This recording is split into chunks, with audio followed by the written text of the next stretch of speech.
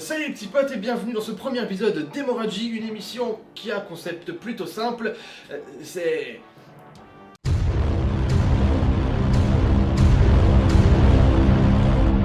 Voilà. En gros, durant ma vie d'explorateur insatiable du net, j'ai découvert des choses vachement cool qui font aujourd'hui partie de ma culture personnelle, des choses qui m'ont marqué à vie et... des choses qui m'ont marqué à vie. Cette émission aura donc pour thème la crasse de l'humanité, ce que l'esprit humain a pu créer de plus ignoble, de plus dérangeant, et on s'efforcera de plonger dedans avec délice et volupté pour en faire ressortir le plus intéressant, le pourquoi, le comment, le quand, le où... Mais un peu le pourquoi quand même. Je suis assez content de commencer ça, car je crois que dans YouTube Game français, personne ne s'est encore attaché à ces... choses. Alors on va commencer par un sujet ridiculement glauque mais rudement intéressant que j'ai découvert il y a 3-4 ans et qui, je dois dire, m'a dégoûté et fasciné en même temps. Alors je vous demande de vous attacher fermement vos tripes car vous risquez de les perdre devant... le Guro.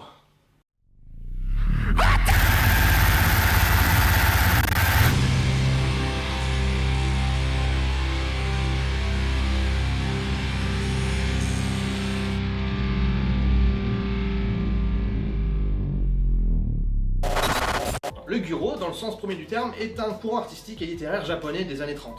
1930, hein, parce que 2030, on n'y est pas encore.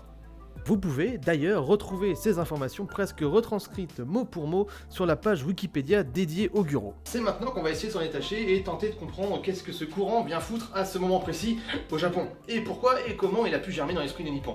La page Wikipédia nous donne des informations tout à fait justes en citant certains noms d'auteurs et d'œuvres, dont une qu'il va falloir que vous reteniez.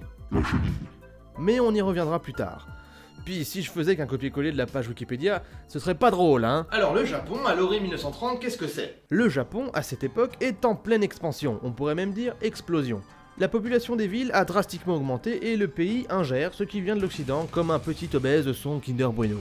Les classes politiques sont à cette époque très marquées et vivantes, bien que le socialisme et le communisme finissent vite par faire les frais du revirement militaire de l'Empire. La culture, elle, est de plus en plus omniprésente.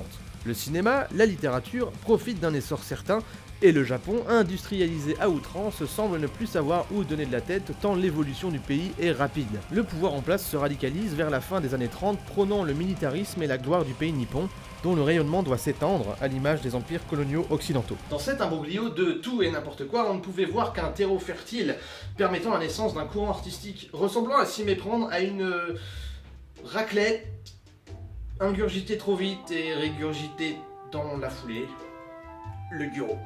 Ou plutôt à l'époque, l'Eroguro Nansensu. À force d'avaler à outrance tout et n'importe quoi, on finit par recracher une drôle de galette. Et c'est pas les gamines mineures en soirée beuverie parisienne faisant leur premier coma éthylique qui diront le contraire. En même temps, quand l'Occident est capable de faire se répandre des écrits comme ceux du marquis de Sade après la réhabilitation de ses textes au XXe siècle, fallait bien se dire qu'un jour, quelque part, aux confins du monde, certaines personnes allaient en faire quelque chose de personnel et de très bizarre. Je suis pas en train de dire que les Roguro descendent directement des écrits du marquis de Sade, mais ce genre de travaux a très bien pu influencer le milieu culturel de l'époque. Même Wikipédia le dit! Ta gueule misquine. Mêlé à l'impression d'étouffement lié au pouvoir politique plus qu'omniprésent, la mort et le macabre font leur entrée, réaction purement défensive et masochiste de l'esprit humain face à la tempête qu'ils sentent arriver. Et c'est donc pas la Deuxième Guerre mondiale qui va nous prouver le contraire!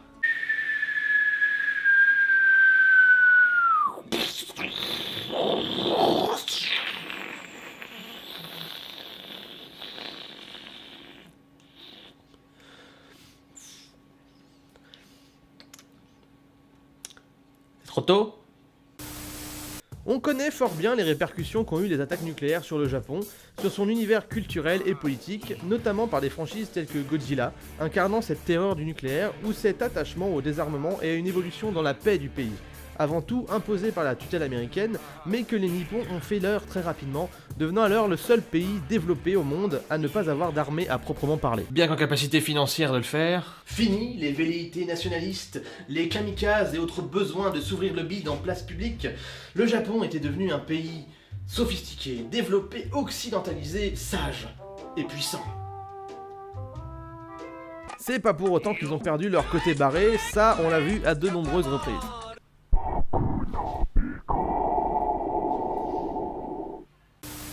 Pour en revenir à Hiroguro, c'est dans l'après-guerre que petit à petit, il va s'arroger un public très underground. Faut dire que c'est pas le genre de choses que t'es fier de montrer à ton entourage. Chérie, Quoi encore? j'ai trouvé quelque chose sous le matelas de notre fils. Sa collection de porno? Difficile à dire. Le courant se développe au travers de nouveaux médias, comme le manga où il trouvera ses lettres de noblesse. Et c'est avant tout de ce média qu'on va parler, car il me semble qu'il représente le mieux l'essence de ce genre. On va maintenant se pencher sur le genre en lui-même, et ce qui peut déjà être dit, c'est que l'Hiroguro a fini par se scinder en deux. D'un côté, la version la plus proche de ce qu'il était à ses débuts, combinant une ambiance pesante au sein d'un récit parfois surréaliste et fantastique, peuplé de meurtres, de sexe déviant et d'une horreur plus subtile que frontale. C'est à quoi l'autre côté répond un gros bullshit! Les gens veulent voir du sang! Les gens veulent voir du sexe! Les gens veulent voir de la tripaille! Cet autre côté met en avant un aspect graphique presque aux limites de l'insoutenable, le combinant avec un trait artistique beaucoup plus récent et plus frais. C'est 1000 fois plus rentre-dedans, l'horreur est incarnée par le gore, offrant une sorte de sexualisation très bancale de la souffrance sanglante et du décès. Oh bah ça alors! Un prolapse par la gorge! C'est bien pour ça que certains groupes de grind ou de slam death ont fait le choix d'en avoir sur leur pochette d'album. Bah ouais, en vrai vous allez rien pouvoir voir comme ça. Les deux côtés ont leur charme, j'arrive pas à croire que je dis ça, et sont totalement distincts. Pour chercher à rationaliser la chose, car je peux largement comprendre que certains soient dégoûtés et dans l'incompréhension totale des gens raffolant de ce genre aux apparences si déviantes, il faut tenter de définir ce que ce spectacle des plus morbides peut procurer. Oh, je roule sur la terre à tellement glissant que je crois qu'il est beurré.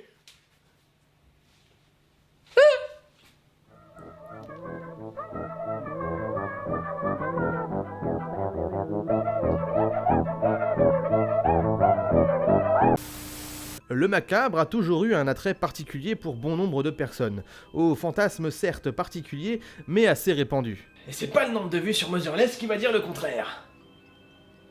Un corps inanimé, un regard perdu dans le vide, le froid baiser de la mort et un silence sépulcral, il n'en faut pas moins à certains pour se dresser fièrement le kiki, et ça, l'industrie du porno l'a d'ailleurs bien compris. On peut d'ailleurs dénombrer pas mal de studios aux moyens plus ou moins grands se perfectionner dans des œuvres mettant en scène la mort, un meurtre, la nécrophilie, du sang et... Oh mon Dieu, mais qu'est-ce que je raconte? Qu'est-ce que j'ai fait de ma vie? Rendez-moi, mon innocent! La mort est un phénomène qui fascine l'homme depuis qu'il existe. Il l'a personnifié sous forme de dieu, sous forme artistique, philosophique, magique et démoniaque, pour s'apercevoir à chaque fois que cet aspect de la vie lui restera pour toujours un véritable mystère. Ou du moins jusqu'à sa propre mort. Il y a dans cette fascination une part érotisée et mélangée à un désir de contrôle qui... On peut pas s'arrêter là. Un désir de contrôle mettant en scène la virilité du vivant et sa toute-puissante jouissance de sa condition d'être vivant, l'érigeant en vainqueur dans ce combat éternel contre la mort. Cette victoire le rassure et fait d'ailleurs de ce fantasme quelque chose de tout à fait sain. Rappelant la peur de l'inévitable et du manque de contrôle sur soi, sur l'entourage et sur les événements. Évidemment, tant que ça reste purement et simplement un fantasme, hein! Parce que sinon ça devient particulièrement dégueulasse. Et illégal en fait. On retrouve cette notion d'érotisation de la mort de façon omniprésente dans le Guro, l'offrant à toutes les sauces, bien que son thème ne soit pas forcément propre à chaque œuvre. On peut retrouver des scènes érotico-pornographiques avec des personnes difformes, amputées, ou alors avec des membres arrachés, des tripes, une pénétration par l'oreille de quelqu'un de décapité, tout dans une gorge tranchée.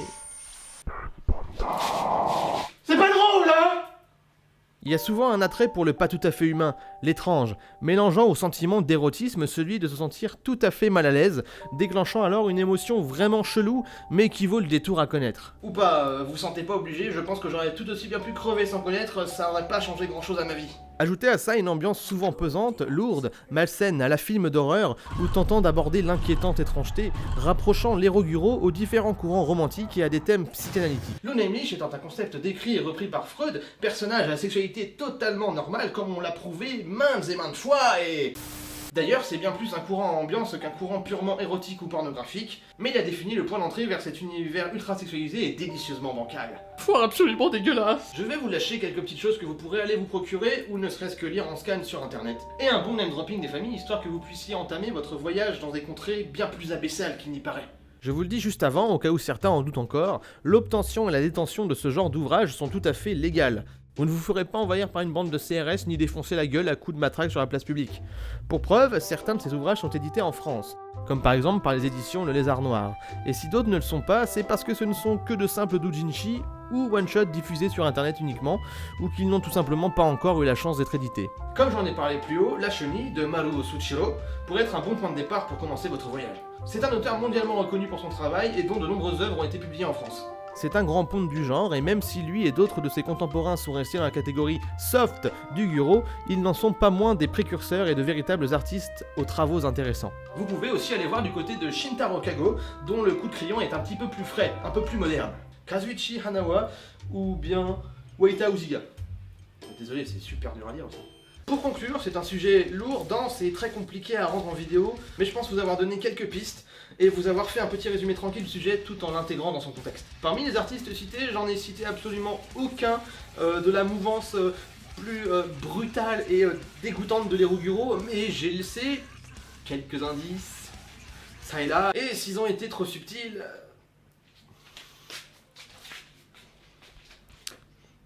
Despanda. Mais ça vaut risque et péril, hein.